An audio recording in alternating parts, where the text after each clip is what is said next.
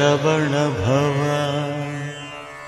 ஓம் சரவண பவ. என் மீது கோபமாக உள்ளாய். நீண்ட நாட்களாக என்னிடம் கேட்ட ஒன்றை நிறைவேற்றவில்லை என்பதை உன் கோபம். அதற்கான காலமும் சூழ்நிலையும் உனக்கு சாதகமாக அமையவில்லை. நீ அதற்காக கவலை கொள்ளாதே. உனக்கு எப்பொழுது அந்த பொருள் உன் கையில் கிடைக்க வேண்டுமோ அப்பொழுது கண்டிப்பாக கிடைக்கும். நானே குருவாய் வந்து உன் பிரச்சனையை தீர்த்து வைப்பேன். முருகன் என்றுமே நமக்கு துணை இருப்பார். நல்லவர்களுக்கு ஏன் துன்பம் நடக்கிறது என்பதை பற்றி இந்த வீடியோவில் பார்ப்போம். ஓம் சரவண பவ. நல்லவங்களுக்கு ஏன் கெட்டது நடக்குது?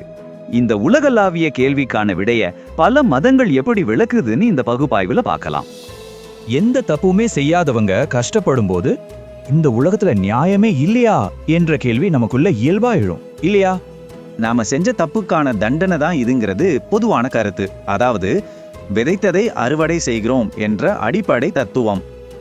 ஆனா எந்த தப்புமே செய்யாத பச்சிளம் குழந்தைகள் கஷ்டப்படுறத இந்த சாதாரண தண்டனை தத்துவத்தால விளக்கவே முடியாதுங்கிறது தான் உண்மை. இதுக்கு கீழை நாடுகளின் மரபுகள் கர்மா என்ற விளக்கத்தை தருது. இது இயற்கையாவே பிரபஞ்சத்தை சமன் செய்யற ஒரு சட்டம். குறிப்பா இந்து மதம் இந்த கர்மாவை சம்சாரம் என்ற மறுபிறவி சுழற்சியோட இணைத்து குற்றமற்றவர்களின் துன்பத்துக்கான காரணத்தை விளக்குது. அதாவது இப்போ ஒரு குழந்தை அனுபவிக்கிற துன்பம் தற்செயலானது இல்ல, அது முற்பிறவில செய்த தவறுகளோட கர்ம விளைவுதான். ஆனா பௌத்தம் இத கொஞ்சம் வித்தியாசமா ஒரு மெழுகுவர்த்தியிலிருந்து மற்றொன்றுக்கு பரவுற சுடர போல வாழ்க்கைய தொடர்ச்சியா பாக்குது. இதற்கான தீர்வு என்ன? பௌத்தத்தின் புகழ்பெற்ற 8 வழிகள் மூலமா ஆசைகளை ஒழித்து முழுமையா சரணடைவதுதான் துன்பத்துக்கான தீர்வு.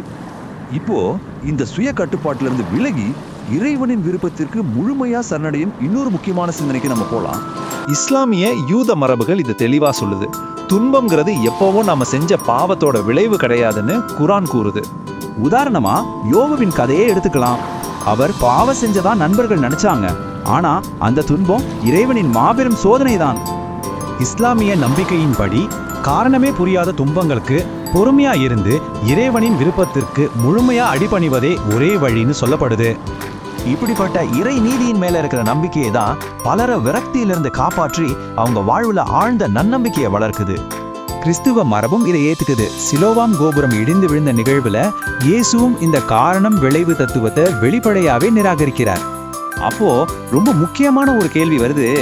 குற்றமற்றவர்களின் துன்பம் ஒரு தண்டனை இல்லைன்னா அதோட உண்மையான நோக்கம்தான் என்ன? கிறிஸ்தவம் இயேசுவின் குற்றமற்ற துன்பத்தை எடுத்துக்காட்டுத.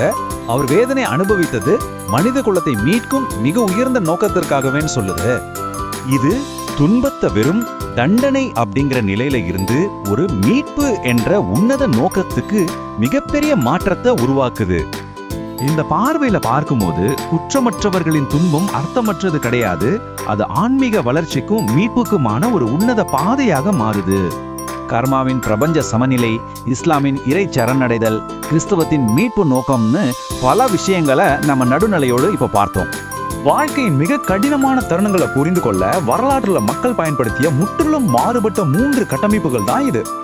இப்போ சொல்லுங்க, உங்களை சுற்றியுள்ள உலகை பார்க்கும்போது இந்த குற்றமற்றவர்களின் துன்பத்தை புரிந்து கொள்ள எந்த பார்வை உங்களுக்கு உதவியா இருக்கு?